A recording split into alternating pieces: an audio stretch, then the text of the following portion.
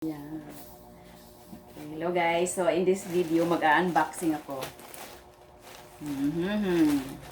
Ito ay galing kay E.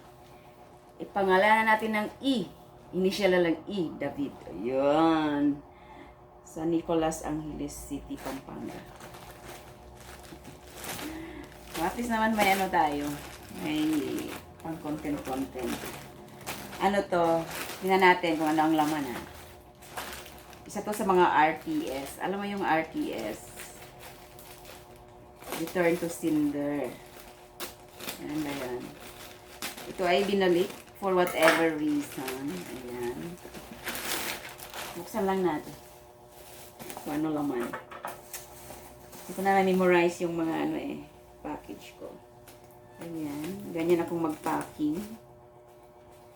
Binabubble wrap ko. Siyempre, para safe. If in case na maibalik sa akin, safe pa rin yung item. O, diba? Ay, nako. O, yan. O, tingnan natin anong nasa loob. Hindi ito tinanggap for whatever reason.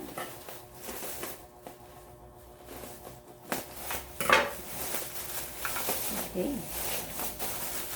Maganda kaya ito, no? Sayang, hindi natanggap. I mean, hindi.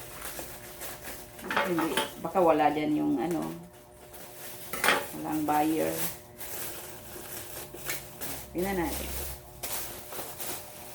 Janjaran! Ayan! Ang ganda kaya nito. Binalik. O, ibinta ulit natin ng mas mahal. Mostly sa mga naibalik, naibinta ko ng mas mahal.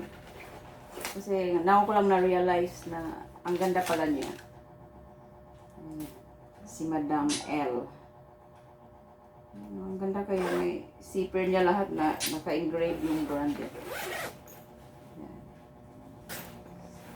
So, namayin niya to ng 300.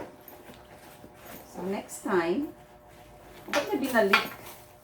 Sabi niya siya ng mag-ano. Okay, so, ibinta ko to ng 380.